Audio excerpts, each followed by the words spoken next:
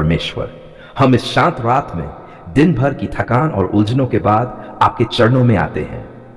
हे प्रभु, इस समय हमारे चारों ओर सन्नाटा है, लेकिन हमारे हृदय में आपकी आवाज गूंज रही है। आप ही हमारे जीवन के रक्षक, पालनहार और मार्गदर्शक हैं। पिता परमेश्वर, सबसे पहले हम आपका धन्यवाद करते हैं इस पूरे दिन के लिए। धन्यवाद करते हैं उस सांस के लिए जो आपने हमें दी, उस रोटी के लिए जो आपने हमारे लिए तैयार की, उस सुरक्षा के लिए जो हमें दिखाई भी दी और जो हमें दिखाई भी नहीं दी।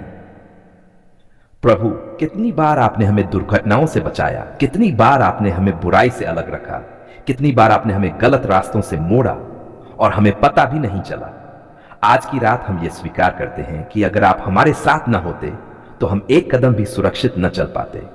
हे यीशु मसीह, आज यदि हमने किसी को दुख पहुंचाया हो, जाने में या अनजाने में, तो हमें क्षमा करें। यदि हमारे मुंह से कोई कड़वा शब्द निकला हो, यदि हमारे मन में किसी के लिए नफरत या जलन आई हो, यदि हमने घमंड किया हो या अपने आप को सही ठहराया हो, तो प्रभु हमें शुद्ध कर दीजिए। पवित्र आत्मा, आज की इस रात हमारे हृदय को जांचिए। जो बातें आपको पसंद नहीं, उन्हें हमसे दूर कर दीजिए। जो आदतें हमें आपसे दूर करती हैं, उन्हें तोड़ दीजिए। और जो बातें हमें आपके करीब लाती है, उन्हें हमारे जीवन में बढ़ाइए। प्रभु, आज कई लोग दुखी मन से सोने जा रहे हैं। कई घरों में चिंता है, कई परिवारों में कलह है, कई लोगों के मन में डर है। डर भविष्य का, डर बीमारी का, डर पैसों का, डर अकेलेपन का। हे प्रभु यीशु, आप उस डर से बड़े हैं, आप उस चिंता से बड़े हैं। आज की इस रात हर डर को अपने लहू से ढक दीजिए, हर चिंता को अपने चरणों में रख देते हैं। पिता परमेश्वर, जो लोग बीमार हैं, जो इस समय दर्द में हैं, जो अस्पतालों में हैं या अपने घरों में तड़प रहे हैं, प्रभु आप उन्हें छू दीजिए। आपकी एक छुअन से अंधा देखने लगता है, लंगड़ा चलने लगता है और मरा हुआ भी जीवित हो जाता है। आज की इस रात बीमार शरीरों में चंगाई बहा दीजिए, कमजोर हड्डियों में ताकत दीजिए, टूटे हुए मनों को जोड़ दीजिए। हे प्रभु, जो बच्चे डर के कारण सो नहीं पा रहे, जो बुरे सपनों से परेशान हैं, जो माता पिता की चिंता महसूस कर रहे हैं, उन बच्चों के चारों ओर अपने स्वर्गदूतों की पहरेदारी लगा दीजिए। उनकी नींद को मीठा और शांत बना दीजिए। पिता परमेश्वर, हम अपने परिवारों को आपके हाथों में सौंपते हैं। हमारे माता पिता, हमारे बच्चे, हमारे भाई बहन, हमारे रिश्तेदार, सबको आपकी सुरक्षा में देते हैं। जहां आज घरों में झगड़ा है, वहां शांति भर दीजिए। जहां गलतफहमी है, वहां समझ और प्रेम दीजिए। जहां टूटन है, वहां मेल मिलाप कराए। हे प्रभु यीशु, आज की इस रात हम अपने आने वाले कल को आपके हाथों में देते हैं। हम नहीं जानते कि कल क्या होगा, लेकिन हम ये जानते हैं कि हमारा कल आपके हाथों में सुरक्षित है। जो निर्णय हमें लेने हैं, उनमें हमें बुद्धि दीजिए। जो रास्ते हमारे सामने हैं, उनमें सही रास्ता दिखाइए। और जहां दरवाजे बंद हैं, वहां आप नए द्वार खोल दीजिए। प्रभु, यदि कोई इस रात आत्महत्या के विचारों से जूझ रहा है, यदि कोई निराशा में डूबा हुआ है, तो प्रभु आप उस आत्मा को थाम लीजिए। उससे यह एहसास दिलाए कि वह अकेला नहीं है, आप उसके साथ हैं। पवित्र आत्मा, आज की इस रात हमारे मन और दिमाग को शांत कर दीजिए। दिन भर की भागदौड़, तनाव और बोझ हम आप पर छोड़ते हैं। हमें ऐसी नींद दीजिए जिसमें हमारा शरीर भी आराम पाए और आत्मा भी तरोताजा हो जाए। हे प्रभु यीशु, हम अपने देश को आपके हाथों में देते हैं। हम अपने शहरों और गांवों को आपकी शांति से भर दीजिए। जो लोग अन्याय सह रहे हैं, उन्हें न्याय दीजिए। जो लोग गलत रास्तों पर हैं, उन्हें सच्चाई की ओर मोड़ दीजिए। पिता परमेश्वर, आज की इस रात हर जादू टोना, हर बुरी आत्मिक शक्ति, हर शैतानी योजना को यीशु के नाम से बांधते हैं।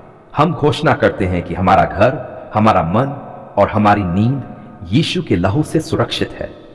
प्रभु, जब हम सोने जा रहे हैं, तो हमारी आखिरी सोच आपके प्रेम से भरी हो, और जब हम सुबह उठें तो हमारी पहली सांस आपकी स्तुति से भरी हो। आज हम एक बहुत ही गहरे, आत्मिक और सच्चे विषय पर बात करने जा रहे हैं, जीवन का पेड़ और मृत्यु का पेड़। यह कोई साधारण पेड़ नहीं है। यह केवल लकड़ी, पत्तों और फलों की बात नहीं है, बल्कि यह पूरे मानव जीवन की कहानी है, पूरे संसार के चुनावों की कहानी है और हर इंसान के दिल की स्थिति को दिखाने वाला सत्य है। जीवन और मृत्यु का पेड़। बाइबल की शुरुआत से जब हम पवित्र शास्त्र की शुरुआत करते हैं, उत्पत्ति की पुस्तक में, तो हम देखते हैं कि परमेश्वर ने आदम और हव्वा को एक सुंदर बगीचे, एदेन की वाटिका में रखा। उस बगीचे में बहुत से पेड़ थे, लेकिन उनमें से दो पेड़ बहुत खास थे। जीवन का पेड़, ट्री ऑफ लाइफ, भले और बुरे के ज्ञान का पेड़, जिसे हम सामान्य भाषा में मृत्यु का पेड़ भी कह सकते हैं। परमेश्वर ने आदम से कहा, ओपन कोट, तू वाटिका के हर पेड़ का फल खा सकता है, पर भले और बुरे के ज्ञान के पेड़ का फल न खाना, क्योंकि जिस दिन तू उसे खाएगा तू निश्चय मर जाएगा। यहां ध्यान दीजिए, मृत्यु तुरंत शरीर की नहीं हुई, बल्कि आत्मा की। जीवन का पेड़ क्या है? जीवन का पेड़ परमेश्वर की उपस्थिति का प्रतीक है। यह उस जीवन को दर्शाता है जो परमेश्वर से जुड़ा हुआ है। जीवन का पेड़ मतलब परमेश्वर पर निर्भर जीवन, आज्ञाकारिता से भरा जीवन, विश्वास से चलने वाला जीवन, प्रेम, शांति और सच्चाई का जीवन। जीवन का पेड़ यह बताता है कि जब मनुष्य परमेश्वर की इच्छा में चलता है तो वह सच्चा जीवन जीता है। यह जीवन केवल सांस लेने का नाम नहीं है, बल्कि मन की शांति, आत्मा की तृप्ति, दिल का संतोष और अनंत जीवन की आशा। यही जीवन का पेड़ है। मृत्यु का पेड़ क्या है? अब हम आते हैं मृत्यु के पेड़ पर। मृत्यु का पेड़ असल में क्या है? मृत्यु का पेड़ है अपनी समझ पर चलना, परमेश्वर की आज्ञा को नजरअंदाज करना, मैं जानता हूं वाला घमंड, सही और गलत को खुद तय करना। यह पेड़ कहता है, ओपन कोट, तू खुद तय कर कि क्या सही है और क्या गलत, क्लोज कोट। यही सबसे बड़ा धोखा है। जब आदम और हव्वा ने उस पेड़ का फल खाया तो उनकी आंखें खुली, लेकिन वे जीवन की ओर नहीं, बल्कि शर्म, डर और दोषबोध की ओर खुली। यही मृत्यु है। जीवन और मृत्यु दो रास्ते बाइबल साफ कहती है। ओपन कोट, मैंने तेरे सामने जीवन और मृत्यु, आशीष और शाप को रखा है, इसलिए जीवन को चुन, क्लोज कोट। यह केवल आदम और हव्वा की कहानी नहीं है, यह हम सब की कहानी है। हर दिन, हर निर्णय में, हर शब्द में, हर सोच में हम जीवन या मृत्यु के पेड़ में से किसी एक को चुनते हैं। जीवन और मृत्यु का पेड़ नीति वचन में लिखा है, ओपन कोट, जीव के वश में जीवन और मृत्यु दोनों हैं, क्लोज कोट। यानी हमारी बातें जीवन दे सकती हैं या किसी को अंदर से मार सकती हैं। जब हम किसी को प्रोत्साहित करते हैं, हम जीवन का फल देते हैं। जब हम ताना मारते हैं, अपमान करते हैं, निराश करते हैं, हम मृत्यु का फल देते हैं। रिश्तों में जीवन और मृत्यु का पेड़, हर रिश्ता, पति पत्नी, माता पिता और बच्चे, भाई बहन, दोस्त, सब में यह चुनाव होता है। माफी जीवन का पेड़, घृणा मृत्यु का पेड़, धैर्य जीवन, क्रोध मृत्यु, जीवन, अहंकार मृत्यु। आप सोचिए, आप अपने घर में किस पेड़ का फल बांट रहे हैं? यीशु मसीह, सच्चा जीवन का पेड़। अब सबसे महत्वपूर्ण बात, बाइबल में यीशु मसीह कहते हैं, ओपन कोट, मैं ही मार्ग, सत्य और जीवन हूं, क्लोज कोट। यीशु मसीह ही जीवन का सच्चा पेड़ है। उन्होंने क्रूस पर लटककर मृत्यु को हरा दिया ताकि हम जीवन पा सकें। जो क्रूस पहले मृत्यु का साधन था, यीशु ने उसे जीवन का वृक्ष बना दिया। आज का जीवन कौन सा पेड़? आज भी शैतान वही करता है। वह कहता है सब ठीक है, थोड़ा सा गलत करने से क्या होगा, सब ऐसा ही करते हैं। लेकिन परमेश्वर आज भी कहता है, ओपन कोट, मेरे पास आओ, मैं तुम्हें जीवन दूंगा, क्लोज कोट। आत्मिक मृत्यु क्या है? आत्मिक मृत्यु मतलब प्रार्थना में मन न लगना, पाप में आनंद आना, सही को गलत कहना, परमेश्वर की आवाज को अनसुना करना। यह सब मृत्यु के पेड़ के फल हैं। जीवन का फल क्या है?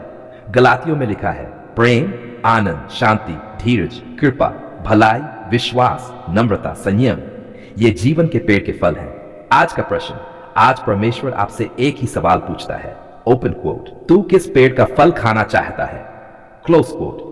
यह सवाल चर्च जाने का नहीं, यह सवाल दिल की दिशा का है। अंत की बात, प्रिय आत्मा, जीवन का पेड़ आज भी उपलब्ध है। यीशु आज भी बुला रहे हैं। मृत्यु का पेड़ चमकदार लगता है, लेकिन उसका अंत खालीपन है। जीवन का पेड़ शायद कठिन लगे, लेकिन उसका अंत शांति और अनंत जीवन है। आज चुनिए जीवन। धन्यवाद प्रभु, धन्यवाद मेरे जीवित और सच्चे परमेश्वर। आज हम पूरे मन, पूरी आत्मा और पूरे विश्वास के साथ आपके सामने आते हैं। प्रभु, आज हम मांगने नहीं आए, आज हम सिर्फ धन्यवाद देने आए हैं। धन्यवाद प्रभु, क्योंकि आपने हमारी पुकार सुन ली है। जब हमारी आंखों में आंसू थे, जब होंठ कांप रहे थे, जब शब्द नहीं निकल रहे थे, तब भी आपने हमारे दिल की आवाज सुन ली। प्रभु, कई बार हमने ऊंची आवाज में प्रार्थना की, कई बार खामोशी में रोए, कई बार रात के अंधेरे में सिसकियां ली और कई बार लोगों के सामने मुस्कुराते रहे, लेकिन अंदर से टूटे हुए थे। फिर भी प्रभु, आपने हमें कभी अकेला नहीं छोड़ा। आपने कहा था, मैं तुम्हें कभी न छोड़ूंगा, कभी न त्यागूंगा। और आज हम गवाही देते हैं प्रभु, आपका वचन सच्चा है। धन्यवाद प्रभु, क्योंकि जब दरवाजे बंद हो गए थे तब आपने नया रास्ता खोला। जब डॉक्टरों ने जवाब दे दिया था तब आपने चंगाई का हाथ बढ़ाया। जब नौकरी नहीं थी, जब बिजनेस रुक गया था, जब कर्ज का बोझ बढ़ गया था, तब आपने हमारी जरूरतों को पूरा किया। प्रभु, आपने हमारी पुकार सुन ली है, इसलिए आज हम कहते हैं धन्यवाद पिता परमेश्वर। धन्यवाद उस सांस के लिए जो आज भी हमारे अंदर चल रही है। धन्यवाद उस रोटी के लिए जो आपने हमारी थाली में रखी, उस छत के लिए जिसके नीचे हम सुरक्षित हैं। प्रभु, कई बार हम शिकायत करते रहे, लेकिन आज हम स्वीकार करते हैं कि आपने हमें बहुत कुछ दिया है। धन्यवाद प्रभु, हमारे परिवार के लिए, हमारे माता पिता के लिए, हमारे बच्चों के लिए, हमारे भाई बहनों के लिए। धन्यवाद प्रभु कि आपने हमारे घरों को बचाया। जब झगड़े बढ़ रहे थे, जब मनमुटाव गहरा रहा था, तब आपने शांति दी। प्रभु, आपने हमारी पुकार सुन ली है। जब हमने कहा है प्रभु अब और नहीं सह सकते, तब आपने हमें नई ताकत दी।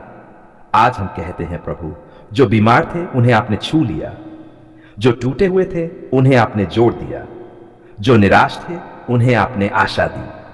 प्रभु, हम उन सब के लिए भी धन्यवाद देते हैं जो अभी भी इंतजार में हैं, क्योंकि हम जानते हैं कि आपने उनकी पुकार भी सुन ली है, भले ही उत्तर सही समय पर आएगा। धन्यवाद प्रभु, क्योंकि आपकी देरी भी हमारे भले के लिए होती है। आप कभी देर नहीं करते, आप हमेशा सही समय पर आते हैं।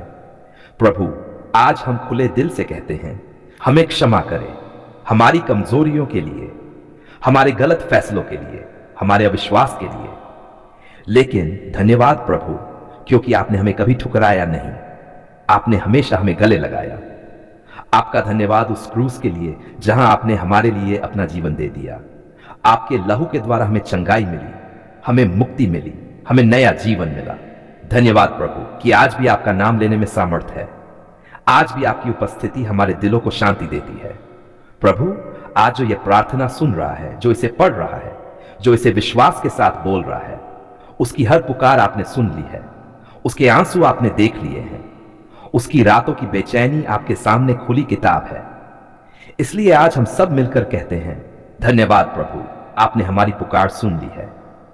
हम भविष्य की चिंता नहीं करेंगे, क्योंकि हमारा कल आपके हाथ में है। हम डरेंगे नहीं, क्योंकि आप हमारे साथ हैं। प्रभु, हमारी जिंदगी आपकी महिमा के लिए हो। हमारा हर शब्द, हर काम, हर सांस आपकी स्तुति बने। आज और हमेशा हम यही कहते रहेंगे धन्यवाद प्रभु, धन्यवाद पिता परमेश्वर, धन्यवाद पवित्र आत्मा, क्योंकि आपने हमारी पुकार सुन ली है। आमीन।